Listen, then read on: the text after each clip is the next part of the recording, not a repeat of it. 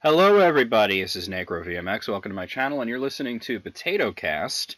And we're going to get right into the meat of it today. I haven't done one of these in a long time, but, well, I'm going to explain in the episode after this why I haven't done these in a while and why I'm doing them again. But you guys know that I don't usually have guests on the show. It usually is just me talking about my life and updating you guys and answering your questions and stuff. But occasionally I will bring someone on, like I brought Tanya on. But I do have a guest today. His name is Juice Lee. Say hi, Juice. Hey, what's up, man? So Juice is a rapper. He is a hip hop artist, and he's a friend of a friend. And he does what do you call it? Do you call it nerdcore? Is that the appropriate? I would consider it nerdcore. Okay, that's what I thought. I didn't want to say nerdcore, and then you're like, hey, No, I would consider it nerdcore. I will wear that banner proudly as you because should. And yeah, and, and for anybody out there, because I know I do have a lot of listeners I know who are it's polarized. Some of them are into hip hop and some of them are not into hip hop. I learned that when I reviewed the movie Straight Outta Compton, and I got some interesting comments about that. By the way, loved the movie, but and then no, there were half of the people that were like, "You listen to this shit," and then there were half of the people like, "Wow, you're into hip hop. I didn't know that. I thought you were only a heavy metal guy." So it right, was no, but fifty-fifty. people get really interesting about hip hop, and it's always funny to me. So Yeah, yeah, everybody has the strongest opinion on it. hmm But yeah. for anybody out there who is not familiar with what nerdcore is, could you break it down? Okay, so nerdcore as a genre overall, it's not just hip hop. It's like basically it's a really encompassing genre of music because there's nerdcore metal, there's nerdcore pop, there's nerdcore punk, all this other stuff. But the thing is, like the crux of nerdcore is you are making songs about uh, geeky topics, whether they're old video games or current video games or, things that just primarily appeal to nerds. Like a friend of mine, his name's Doug Funny, and that's his like his stage name, which is freaking awesome. But he recently did a diss track to GameStop, Oh wow, basically talking about like I gotta hear uh that. yeah, talking about like, hey, the ridiculous trade-in values and The circle of life. how much, yeah, the circle of life. He mentioned that in there. He mentioned, the outrageous prices for like, used games and just like he just like really went in on these guys and was just like, fuck GameStop, fuck Think Geek, blah blah blah, this and this. It was really cool. That But is great. but that's the type of stuff that like people do. You know what I mean? So one of the more bigger no one of the bigger names in nerdcore, another friend of mine, his name is Megaran. Megaran, he's done a lot of albums. He's got like a huge catalog of stuff where he's like made albums about Final Fantasy, Mega Man, obviously. He's been currently doing some like pro wrestling stuff. And it just like it's a very encompassing thing to geek culture and like, just like the things that geeks are into, which is always really cool because like it provides like an artist an opportunity to do different things, like to do shows in different places. Like there are certain comic book shops that like will have shows and, different comic conventions and anime conventions that'll actually like, bring people out and things like that. So it's actually a really cool like genre, and it's technically kind of a subgenre, but like it's really cool, like because there's so many facets of it and so many different artists that do so many different things. You know what I mean? Like there's a metal band in Austin, Texas called Descendants of Erdrick. They do some Oh, really kick-ass stuff now too. I gotta check that out because I'm like the biggest Dragon Quest fan. You just mentioned Erdrick there. Yeah, yeah, Love they're that dope. series. I Now really. this brings me to your new record. It's called The Dark World. Oh yeah, And I yeah. saw the video, and we're gonna play the song a little bit later in the show. But people who want to see the video, because you did make a music video, we check out the link in the description, which will go to your channel, and they can check that out. But it's kind of an unusual setup because it's using Legend of Zelda: Link to the Past's music as a Right. beat, and you have all these sound effects from Zelda games. I hear, like sword swings. I hear Navi, that kind of stuff. Right. Teleport sound. But you're not rapping about Zelda. It seems like a very personal song. I'm not rapping directly about Zelda. So and that's the other cool thing about it is because the cool thing about nerdcore is you don't have to rap directly about, like, it's not a law that says, hey, I'm gonna use this Zelda beat and rap specifically about Zelda, or I'm gonna use this Mega Man beat and rap specifically about Mega Man. Like, the Dark World song is very interesting because it's a song that, like, when I did it, I was thinking more about, like, the world can be kind of a scary place. You know what I'm saying? Like, where do you draw your energy from to get through this world, to like get through your daily life? Is it, the negative perspective on things, like being more of a pessimistic person, or is it like, do you like see the positive in things? You know what I'm saying? And so, and sometimes you can take energy from both of them to really get through your life. You know what I mean? And like, that was kind of the overall premise of the Dark World song. And like, I wanted to make something like that was interesting, like that, instead of just saying, hey, I'm going to use this mirror and, basically go into the dark world and fight Ganon, and that's it. It's You know not what I mean? it's not literal at all. Yeah, It's it's it's not literal. literal. No. It's more like metaphorical. You know what I mean? So, So I wanted to do something along those lines, just because that's interesting, and like, because I did another Zelda song, which actually is going to be on my upcoming release, and that's actually more akin to Link to the Past and everything like that, because it's called Storm the Castle, and yeah, like, I fight a bunch of classic Zelda bosses and do things like that. So, and I actually take some lines from, like, or I take some scenes from Link to the Past in, like, my first verse. So, yeah. um, it's It seems like in the Dark World, it's not, like I said, it's not about Zelda. It's not about Link. It's about you. yeah. And I see these things like I'm looking at the lyrics right now, and one line, there's two lines that kind of jumped out at me. One Hmm. was my complexion reflecting the light side, Yeah. which can be about being the target of racism, I think. It could be. It And could it could be. be, but it could also just be about duality too. Right. Did Right. you purposely leave that up to interpretation? Really did, because like, I wanted to try to say, like, um like, in my complexion I'm reflecting the light side, so it's more like, hey, regardless of what I'm looking at, I'm trying to reflect the positive. You know what I'm saying? I'm trying to reflect the positive in kind of a lot of this darkness. But like, you could like take it in that idea of, I'm trying to be the best of, what people, I'm trying to be better than what people would perceive me to be. You know what I mean? And so, Yeah, it's a I lot get of you different there. ways to get that. And so, like, that's definitely something that, I thought a lot about when I was like writing this. I was like, I wanted it to be, not just something, and that's what I do with a lot of songs. Like, I wanted it to be like, not just something that was directly tied to this, like, to directly tied to Zelda, and only fans of Zelda would like that, or, you know what I mean? And I Yeah, wanted to, yeah. like, I more mean, I universal. was very attracted to it initially just because that's my favorite song from that game, the Right, Dark World right. theme. But then, and that's also why I asked you for the lyrics, because you're also very fast. Oh yeah, And yeah. I'm just listening to it, and I must have listened to the thing about 50 times, no joke. But the other lyric that jumped out for me was "Wordplay is the perfect weapon to cut and Hmm. dice at my discretion," and that to Yeah. me is like, hip hop started as sort of a protest music, or when it became good, it became protest music. It became sort of like, I know people are gonna want to kill me for saying this, but it's almost like a form of folk music.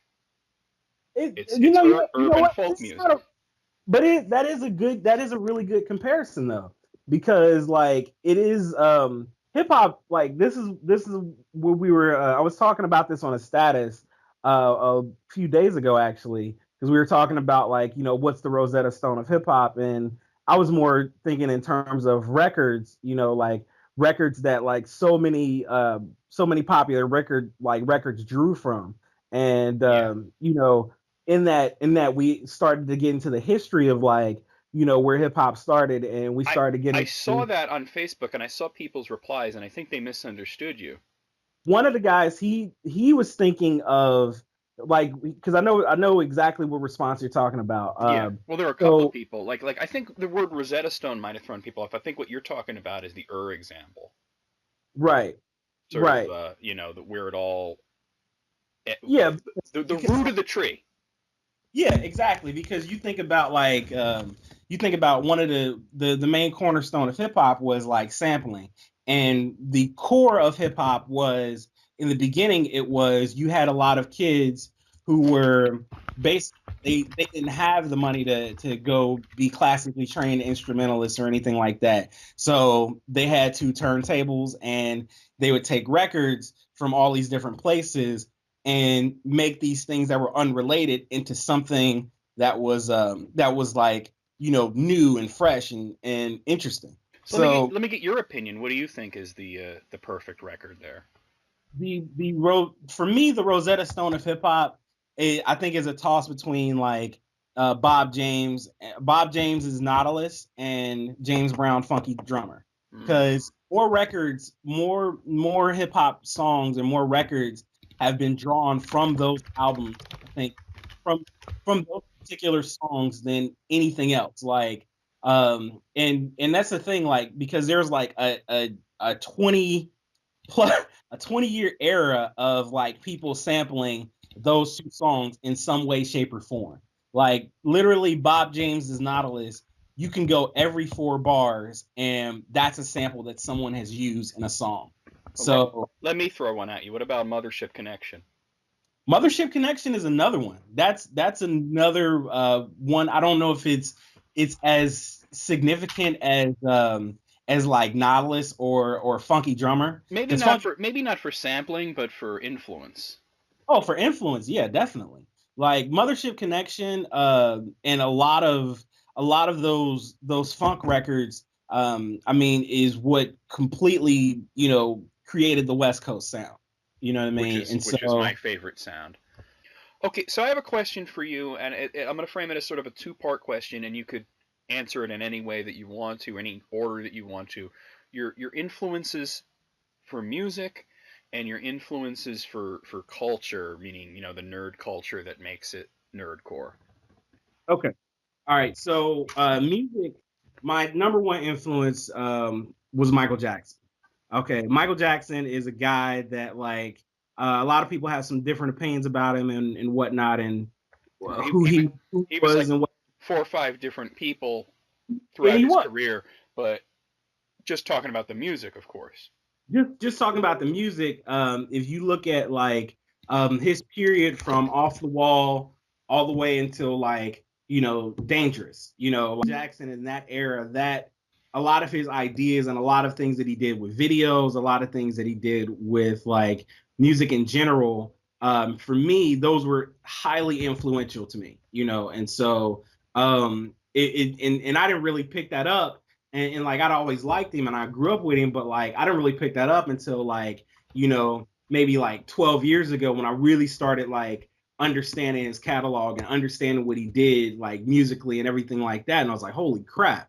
You know what I mean? Because I had a better idea and a better understanding of, music and things that he did. And it was really interesting. So he was a huge influence on me. As far as rap itself goes, guys like Nas, Busta Rhymes, Wu Tang. They were the reasons that I started rapping. And so those were guys that like they inspired me in different ways. Like I wanted to tell stories that were as as deep and as complex as Nas' stories.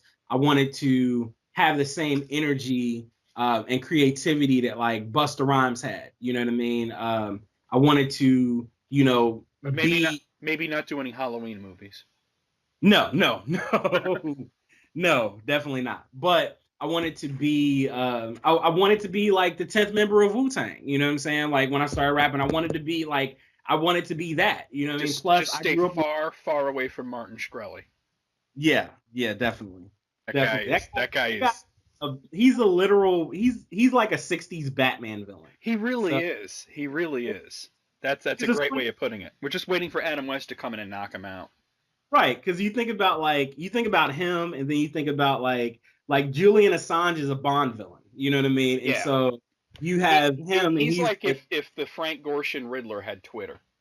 Exactly. That is him to a T. So, and it's very funny because like even one of his videos, I know like there was a time where he was kind of beefing with Ghostface after he bought that album or whatever, and like his video that he shoots with his goons is actually on a slant, and like it's so fucking hilarious. So it's just, that's one of the funniest things about that. But going back to my influences, so musically, those are the influences that I had. Later on, like somebody who definitely like inspired me and who definitely like had a good impact on me was Lupe Fiasco. Lupe Fiasco is an enigmatic person in himself because he's one of these guys that like even though you can't officially say it, probably won't claim to it. He's actually like the closest thing. He's probably one of the closest things to a mainstream nerdcore rapper that is really, really talented and really lyrical. But he can't officially own up to it because this is a guy that'll make a song where he references Naruto in like Double Dragon, but then he's talking about like random street stuff. You know what I mean? You know, you bring that up, and to cut in here, Rap God kind of played with that a little bit.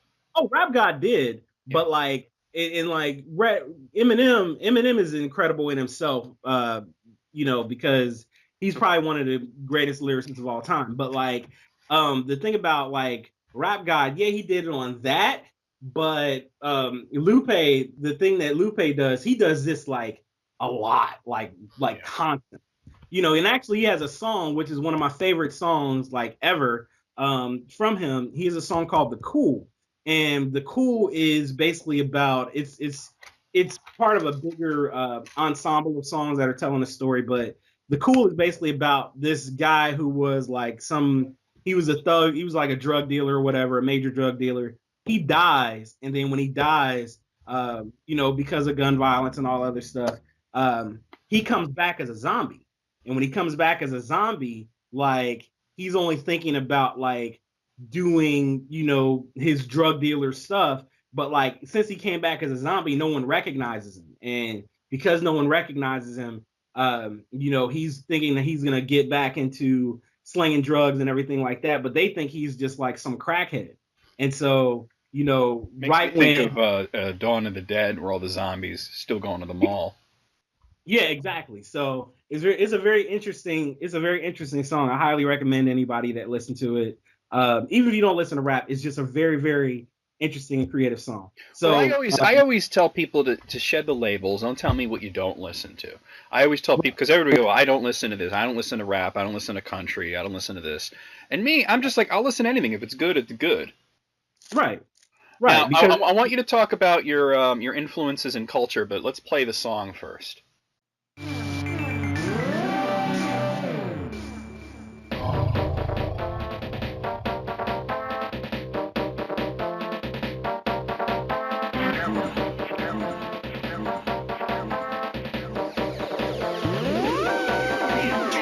Man, I gotta navigate through the darkness and recognize this world is heartless. And gotta finish this quest I started and win any way I can regardless. And take things they don't want me to own. Get to the throne they don't want me on. And make a change with this microphone. But I know that it's pretty dangerous to go alone. I carry with me all those dreaming and frustrated that life still screaming. And all the wicked individuals beaming. We gotta stop them and we do a live streaming. And my complexion reflecting the light side. Hold up the mirror and I see what they might hide. See what the evil that resides on the inside. Now that I'm here, I won't let what they light slide. Cause I'm the link that I touch both spectrums. Because the light in the dark I question. I put the heart into every single session. This wordplay is a perfect weapon. The cutting dice with my discretion. And I'm the hero over every second. I know these images are so perplexing. I gotta break the mold to show perfection. The Dark Lord's pretty strong with aggression. And I'm guessing they ain't seen nobody repping with aggression. But they besting to get hurt. It's a lesson that investment will get work. And they stressing how to best in this curse. And I'm prepping to eject them from this earth. Putting this mirror in action. Hoping we stop the dark world that you trapped in. And I'm aiming aiming for changes on my side, but the change can be strangers through your eyes, and the change can be danger for those guys, but the change can be gained up on both sides. And I'm aiming for changes on my side, but the change can be strangers through your eyes,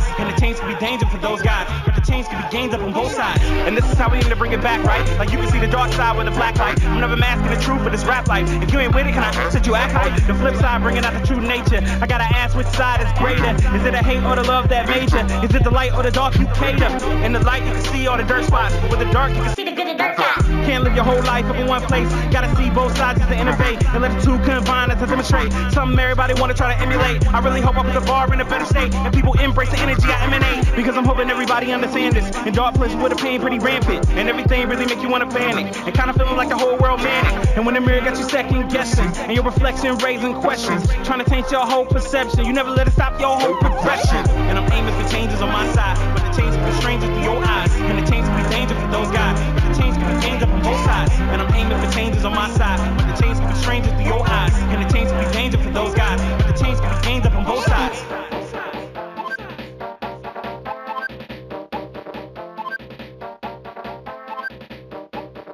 Okay, so that was the song that we've been talking about. That was The Dark World by Juice Lee. If you want to see the video, check out the description. It's a really good video, and I want to talk about the video. But first, tell me about your influences. Obviously, Zelda, and you mentioned a few others, but just give me your biggest influences in culture. Okay, biggest influences have to be it has to be Final Fantasy. Final Fantasy. Final Fantasy shaped so much of what I did, like so much of like how I create things, and because stories and work on scripts and stuff like that. It influenced so much of that that it's crazy to me, because like Final Fantasy, Chrono Trigger, just everything that Square did when Square was Square Soft. Yeah. Oh wow, you're talking my language here. Yeah. Yeah, so like a lot of that was very influential to me. Zelda. I gotta ask a random question here, because I have to. I'm gonna kick myself if I don't try this. Have you heard of Chronicles of a Dark Lord? I have not. Okay, I'm gonna get you a copy. Okay. Okay. All right. But go ahead. You were talking about Zelda now. Okay, so with Zelda, Link to the Past is Link to the Past and Ocarina of Time are the two games that they were my favorite Zelda games. Like I've played like a little bit of like a bunch of other games, but like Link to the Past especially, that was a game I beat forwards and backwards. Me too. I must have done it like dozens of times. Yeah, it was just, and I was mildly obsessed with it. I mean, back then, a lot of people don't understand because they're younger, but back then we had to use our imagination so much in gaming. Right. And right. I'm getting this feeling like you did the same thing I do, where you would kind of like enhance the story of the game because there wasn't much of one, but you would enhance it in your head, kind of. Yeah. So. Yeah, because like there are so many things, or you're looking at. Granted, like there was only one view of Zelda, or in Link to the Past, like so there's only the top-down view, so you can't like look and see how battles would actually play out, or how certain monsters would really look if they were high res or anything like that. So you had to imagine, and so it was always things like that, and actually I did a lot. Link is a character without a voice, so you kind of have to give him one in your head. Exactly, you do, and so that's also what made that interesting. And even when Ocarina of Time came out, I mean, that was the first time that we got to see day and night shifts, and so when that was a phenomenal thing at the time in itself. Like nowadays it's just kind of like, it was whatever, but for that time, holy crap, like. Well, Ocarina of Time blew my it blew my balls off when I first played it.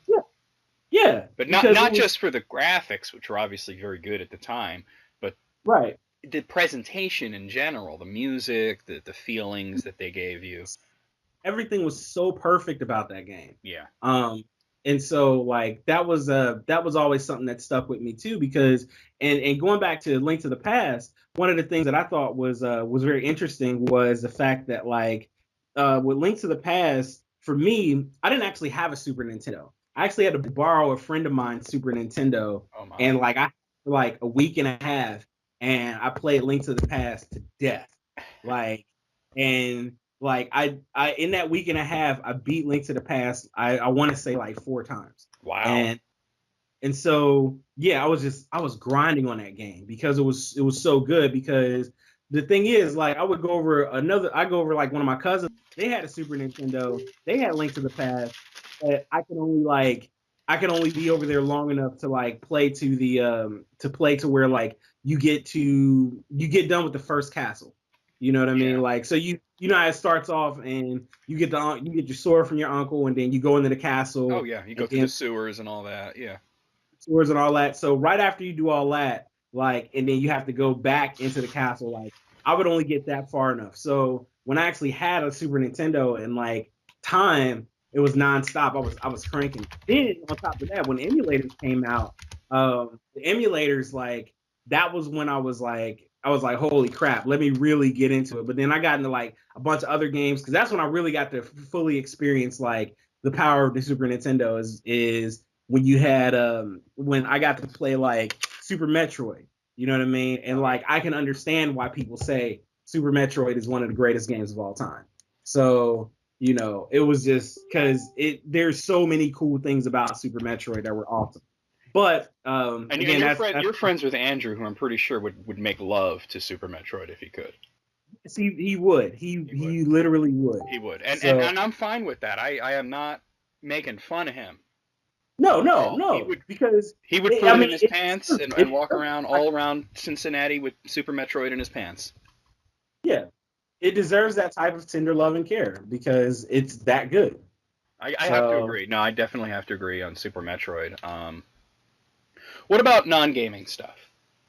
Okay, non-gaming stuff. Things that really influenced me were a lot of Miyazaki movies. You know, a lot of Miyazaki movies.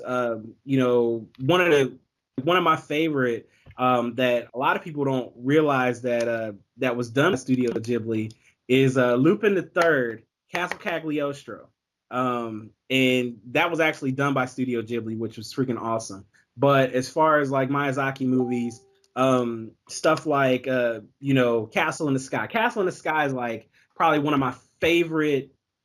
It's one of my favorite movies. Period. You know what I mean? Just because everything in that movie was just absolutely brilliant and beautiful and incredible and crazy.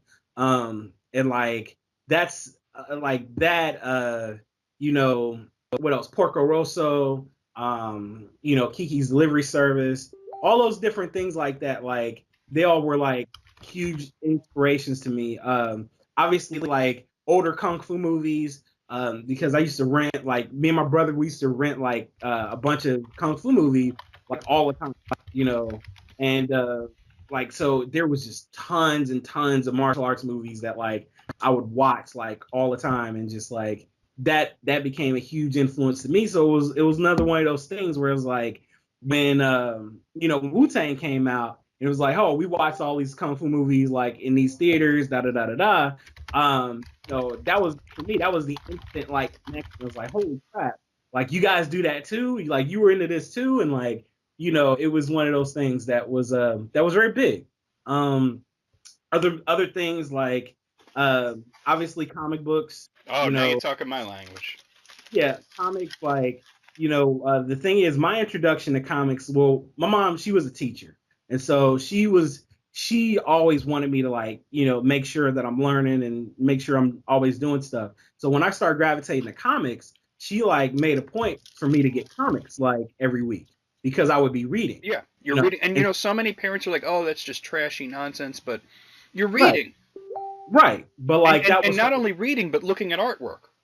right, and that was her whole point. Like, I'll take you to the comic shop every week to pick out like 2 or 3 comics and whatnot. And then like right at the time, my one of my cousins, he got, and he had a huge comic book collection. And so he gave like all these comics to me. Granted, some of them weren't in the best shape, but he gave me like, you know, all these comics, and they were like, he was like really big into Iron Man. So like for some reason, like for whatever reason, and I just only realized this now. Like I had the Demon in a Bottle story. You know what I mean? Like I had that book, but it wasn't in the. And for people who don't know, this was the story where Tony Stark fell into alcoholism. Right. I had that story. I had that book, and but he had like all of those. Like he had a lot. Like basically, almost every Iron Man comic from like 1982, 1988. Like he had.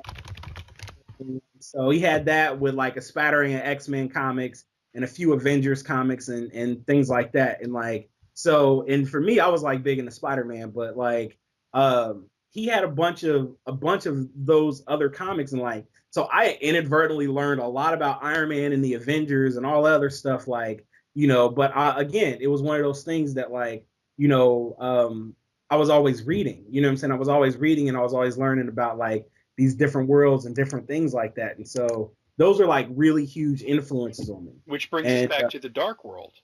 Yeah. Tell me about making the video. Because the video is really good. I had fun watching it. Yeah, and so it has kind of an Altered States feel to it. Was that an influence at all? That was an influence. Like one of the things that I did with this particular video that I personally enjoyed was, and it goes back to circling back to some of my influences. Busta Rhymes in the 90s, he used to make a lot of weird and crazy, interesting videos. And so if you go back and like watch a lot of his earlier videos, one in particular is a video called Put Your Hands Where My Eyes Can See, which is that whole video is like a weird homage to Coming to America, you know? And so it's just a really cool video because he does everything in a very comical way, and like yes, fuck you too. Yeah, he uses the fisheye lens. Everything is very comical. There's one scene where he's got like this witch doctor hat on and like a suit, and like he's comically running away from an elephant, and it's very cool. You know what I mean? So Busta Rhymes did some really interesting stuff, but that particular video kind of influenced this video because I wanted to make a video that like showed the flip side. And one of the things, and what's funny is like no one's really pointed this out, so I pointed out myself, is like in the video, like the face paint that I actually wear, people are like, oh, it looks like clown face paint or whatever. No, it doesn't. It doesn't. No. That's number one. Number two, it's actually the Mask of Truth from Legend of Zelda. Yeah, I immediately picked up on that. Yeah, and so like, you know, it was one of those things like with the Mask of Truth, like, you know, you basically see through anything. You know what I mean? And so, and I always thought that was like a really cool idea. You know what I mean? And a really cool mask that I wanted to like put in something. So. I just thought you do have other people in the background that are wearing different masks though. Right. And like we had a makeup artist come in, and like they did a few different other masks for like everybody else. Like my girlfriend's in the video, she has like her face paint is like Navi, and then like another guy, like he just did like because he's a Star Wars fan, he like did Boba Fett, you know what I mean? And so there's a bunch of different things that we did, and we just wanted to have some fun with the video and just make it really interesting. So I think it's a great video.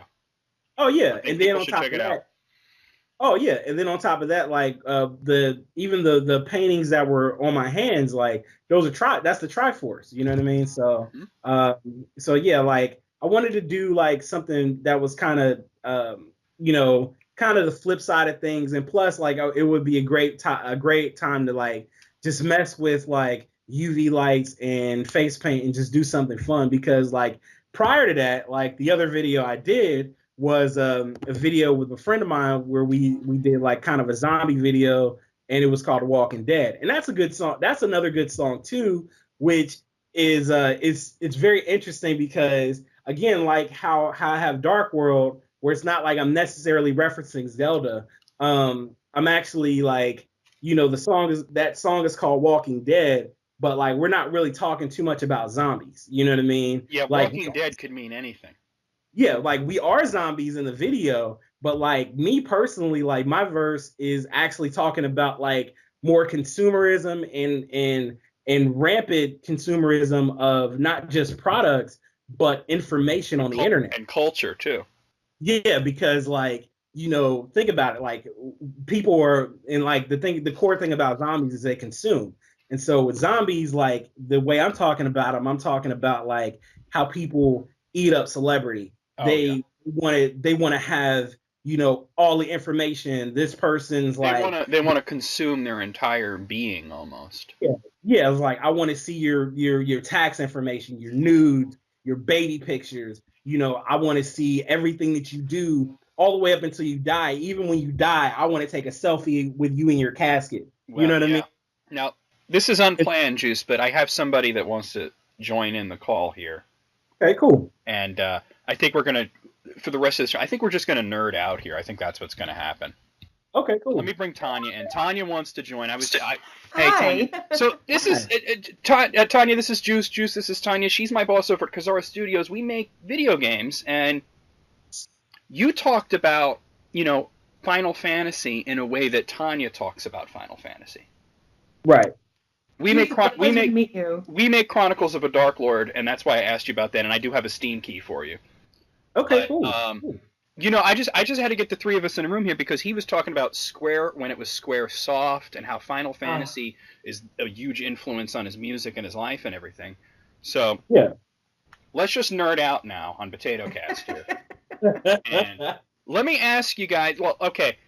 Well, I know the answer for myself and for Tanya, but Juice, what's your favorite Final Fantasy? What do you think is the pinnacle?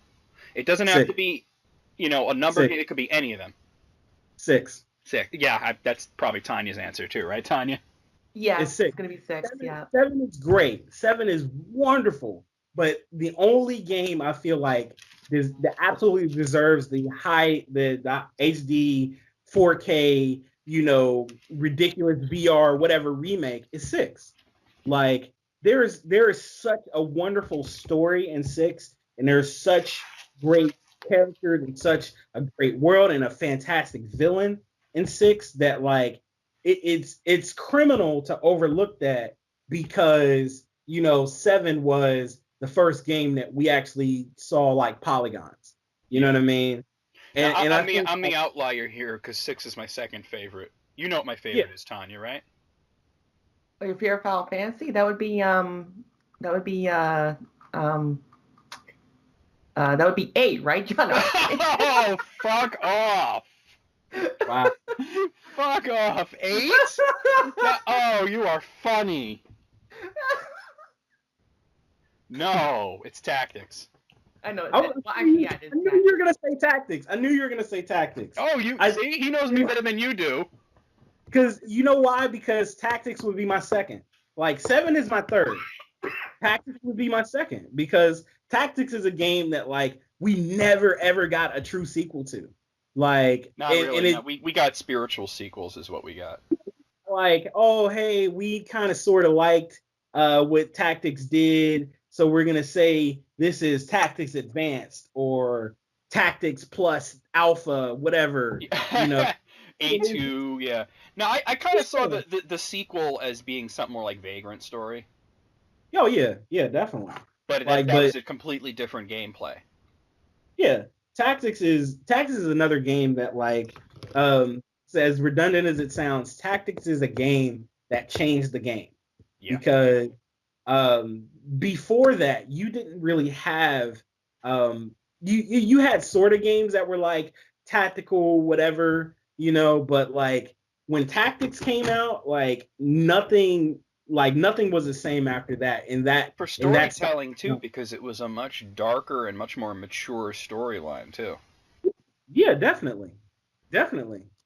And like it's one of those games that it was such a quality game, and that was one of those games that like fueled me personally, like to make or to like get into those types of games where I could have my units and I could build my units up individually, and it wasn't so linear like an RPG where it's like you only have these characters. Okay, like, so next music video, you're on a chocobo, dressed like Ramza, raising villages. Exactly. Why not, right? I was Right.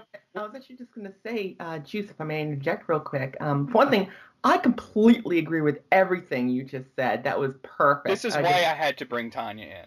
I mean, Yeah. you literally just said the same things I've been saying. But what I want, actually, I was just watching your Dark World video, and I was really enjoying it, by the way. It's fantastic, isn't it, Tanya? Yeah, I really do. I love it.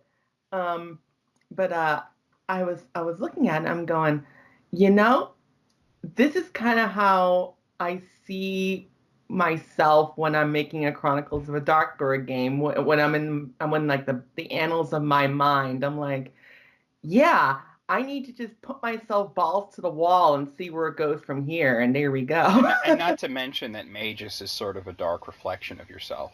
He is. Yeah, he is. And the song is all about duality and reflections. And we broke it down a little bit earlier, but yeah. Yeah. You have a new fan, man. I appreciate that. I definitely appreciate that. This is awesome. This is incredible. So, what about Dragon Quest? Let's say, because you mentioned the Erdrick thing earlier. Are you into that series? Dragon Quest, I never got into Dragon Quest. I played it a little bit, but I didn't. Can I make a recommendation for you? If you loved Final Fantasy VI, play Dragon Quest V. Okay. Oh yeah. The story in that.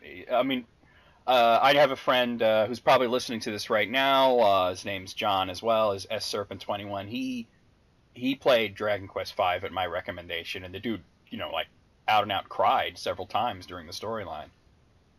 Wow, that's what's up. And that's for a DS game with PlayStation 1 style graphics, to be able to invoke those emotions, it's no small feat.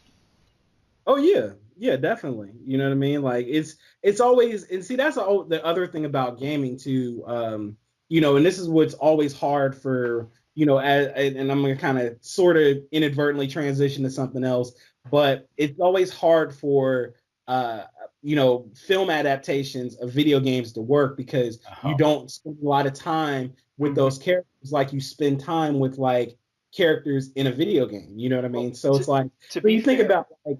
To be fair, I gotta stop you right there for a second. To be fair, as someone who has watched probably more of these stupid movies than anybody else, because I did a whole month-long feature on video game adaptations, I think the reason they don't work is because the people who are making them don't care about the they don't. Video games. That's another huge thing, which if when you talk about like the geekdom of different games, like outside of Final Fantasy, one of my biggest influences and one of my most favorite games of all time is the Metal Gear series. And so obviously the stuff that happened to Kojima, it's travesty. And I'm not even a fan of Metal Gear, but what they did to him was a travesty. It's a travesty, and it pisses me off to no end because, in my personal opinion, Metal Gear 5 is an incomplete game. So, but that's a whole other story. That is a whole other podcast for a whole other time. That like I said, I'm not a fan of the games, but I am a fan of the story he told, and he did tell it well. Right, and he did. And so, in going into like my original point of, you don't get to connect with characters like that. Like if you made a Metal Gear movie now, like more than likely most people would miss the point, and it would be Snake fighting against some robot, and that would be the movie, and then people would be like, what the crap is this? This doesn't make sense. Whereas the actual story of Metal Gear has always been about like nuclear proliferation and the mistreatment of soldiers. Now, so you know what I think though, it kind of cannibalizes itself too if they were to make a Metal Gear movie, because Metal Gear is already very influenced by movies.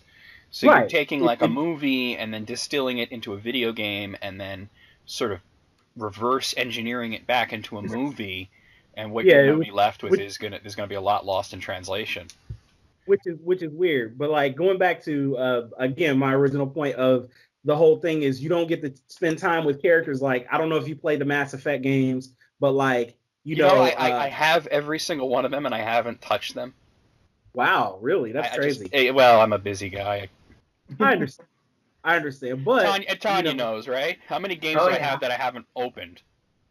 Yeah, I completely understand, but like there are certain character moments, like the moment in Mass Effect 3 when Morton Salas dies. You know what I mean? It's like that's a powerful moment, especially if you played like you spent so much time with him in Mass Effect 2 and like you spent so much time with him in 3. It's like holy shit, dude. You know what I'm saying? And that's an emotional moment. Or like you think about Final Fantasy 9 with like Vivi seeing everything that happened to like all of his people. You know what I mean? And then like it all these different moments because you spend time with these characters. You understand like what's happening, and it's rough. You know what I mean? It's rough, but like that's always the power of video games that like I think movies don't get. Like TV shows can get because you can spend more time with characters, but video games like they have that they are that medium that where you can spend hours and hours building with a character,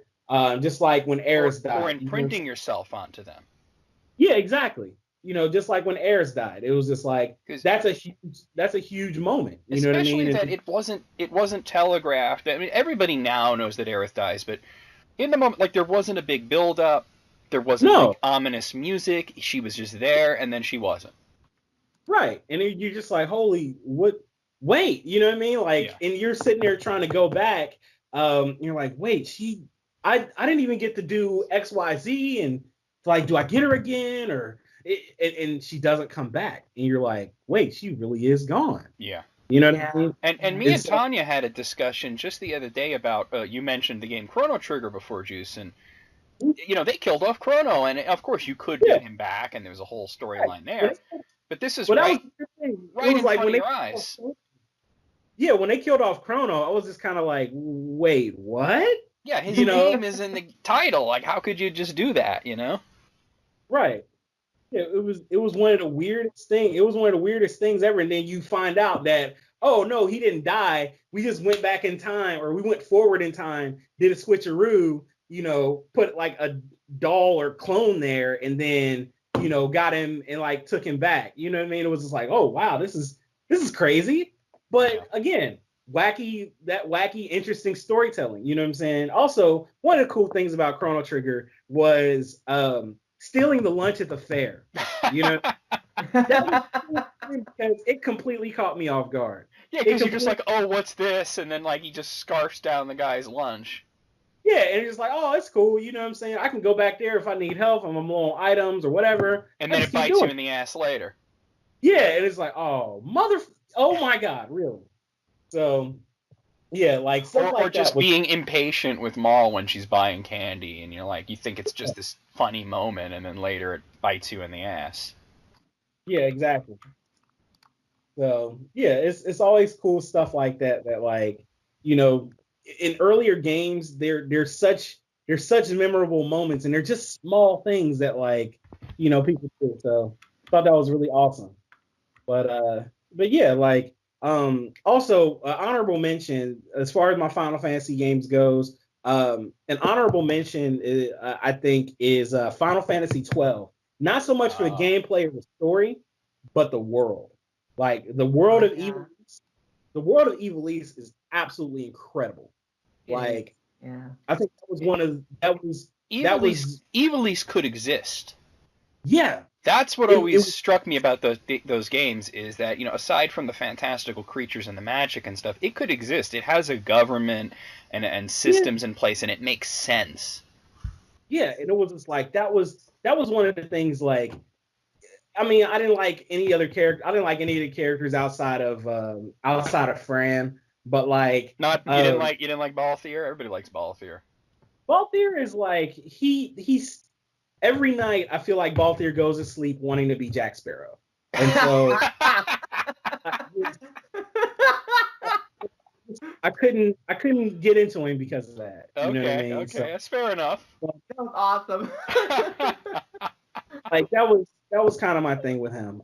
But outside of that, like I've always loved that particular world because it was easily the prettiest Final Fantasy world. You know what I mean? And plus the fact that they used it in like Tactics Advance was also pretty cool too. But you know, like I just thought that world was just absolutely gorgeous. Like, and they never really. I don't think if you look at any of the other Final Fantasy games, I don't think they ever.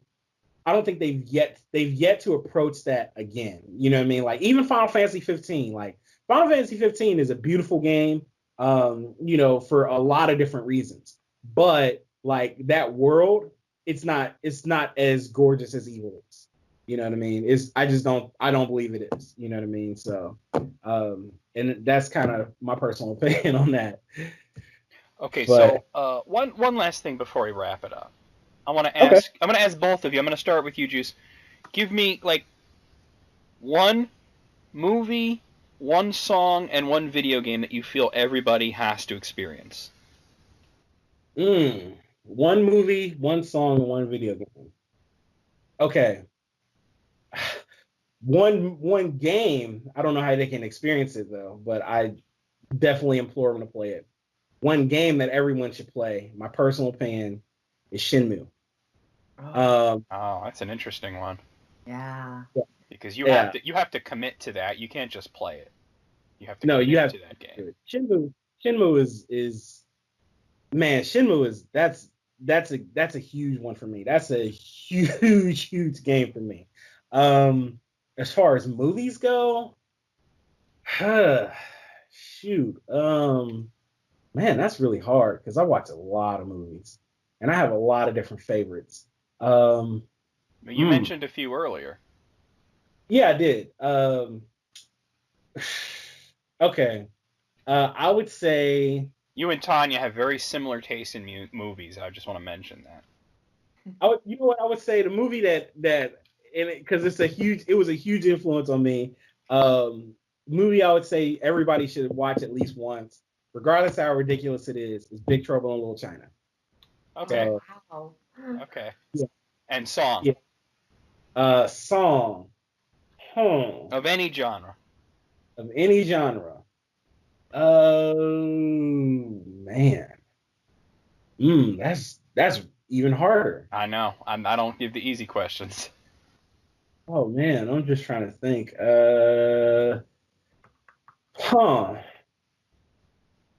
I don't. Okay, you know what? Because I mentioned it earlier, I'm gonna go with it. Lupe Fiasco's The Cool. Okay. You know, I'm gonna go with that just because it's such an interesting song and it's such a creative song that I really think that like you should listen to that just off the sheer creativity of what he did. So, you know, but yeah, those are my picks. Tanya. All right, so video game. Wow, that is these are tough questions. Because like you, Jews, I have so many. But I think I'm gonna go with. I think the one game people should experience should be Chrono Trigger. I'm gonna say Chrono Trigger. It was a toss up between that and Xenogears, but I'm gonna say Chrono Trigger. Because I mean Chrono Trigger, it's a melding of the best of two distinct teams. It literally is the dream team. The marriage of Final Fantasy and Dragon Quest. It really is, yeah. and it just took. It took characterization to a different level. It really did. I mean, it showed that. I mean, it's a timeless game. You could play it. I played it 20 some odd years ago, and I could play it today and still feel something. Just have that connection with the game's characters, with what's going on in the game, with the scenes and everything involved. It was lightning in a bottle. It really was. It really was. And I don't think it'll ever be duplicated ever again unless, we happen to team up with another team. I Am Setsuna came close, so. Also, side note with Chrono Trigger, though, it was one of the only games, I think probably the only game where, like, you actually get to use, like, the villain. You get to use the villain in the game, and he's not nerfed. That's true. That's true. Well, actually, he is nerfed, but there's a perfect explanation for it. Yeah, because lava strains from his energy. Yeah. So, yeah. Right, but at the same time, he's, like, still, like, strong as hell. Yeah. Like, dark matter. That's all I gotta say. Dark Matter ends 90% of fights. So Pretty much, yeah. Yeah. And you put him in a team with Luca and Marl, and it's all over. Oh God, Oh, yes. yeah, like God. it's a Okay, But yeah, so definitely Chrono Trigger. movie. I definitely Tanya. say Chrono. Now, as for a movie, now That everyone should experience. Everyone should experience. You know, I was just having a conversation with a friend earlier about movies that she's never seen, and she hasn't seen like the '80s movies that I've seen and that you've seen, John. And like, yeah, I was just telling her what she needs to see. It's like when we found out that Andrew hadn't seen Ghostbusters. Oh, that killed me. That totally killed me. That's because of the way his mother was. I'm gonna say one movie I think everyone should experience, if only because the humor is sort of like mine is, and it really does relate to me in terms of humor. I'm actually gonna say Spaceballs, believe it or not. Okay. It's Mel Brooks at his finest. I still hope Mel Brooks, like, I hope he does not leave this earth without making another Spaceballs. I thought they were making another one. Yeah, they are. Yeah. Allegedly, but we haven't heard anything, and so it's like, man, please do not leave the planet without giving us another Spaceballs movie. And one song, Tanya. Well, and just to go back real quick, I was actually going to say, you know, like Lord of the Rings or something, you know, epic like that. But... Yeah, but Lord of the Rings, it was a book and then it was a movie, and twice over was, you know, Spaceballs was only a movie. It was only a movie, and not only that, but it's something that literally just, for me, I could watch it any day of the week, and I could just laugh my ass off. Even though I can quote it from word for word, I still love it. So. Okay. And one song that everybody should experience. One song everyone should experience. I have so many musics I love. Let's go. You know what I'm going to say? I'm going to go video game here music. I'm actually going to say Dancing Mad. Oh. Huh. Not bad. I'm going to say Dancing Mad. And I think it's because out of all the music, I'm a huge metal girl, as John knows. I mean, I love me some thrash metal, gothic metal, death metal, you name it. I